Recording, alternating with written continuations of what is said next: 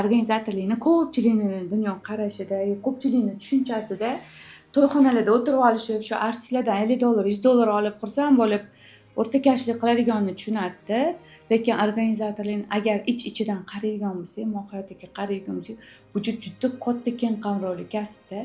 Chunki men organizatorman desangiz, ha, ana to'yxonani ichimisiz, to'yxonada o'tirib artistlar chaqirib beradigan narsamisiz, shunaqamisiz deb bir xilda noto'g'ri qarashadi. To'g'ri, bu bizning sohamizda bu ham qanaqadir bir kichik yo'nalishchasi bo'lishi mumkin.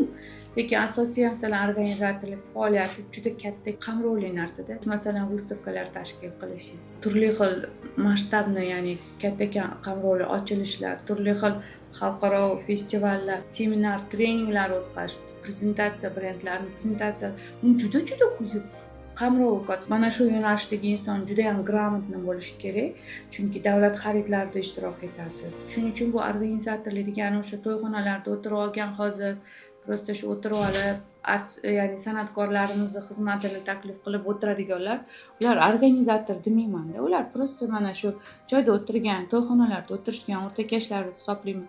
Asosiy organizatsiya ishlari, ya'ni organizatorning faoliyati juda qiziqarli va keng qamrovli yo'nalish. 500 ga yaqin yo'nalishdagi subpodryadlarimiz bor. Subpodryad deganimiz o'sha bizni hamkorlikda tadbirlarni amalga oshiradigan hamkorlarimiz bor. Mana shu katta komandani boshqarish, har bitta tadbirda asosiy sizning g'oyangiz, sizni ma'lum bir dizaynlaringiz asosida siz tavsiya qilgan yo'nalishda mana shu sizni subpodryadingizdagi komanda amalga oshiradi.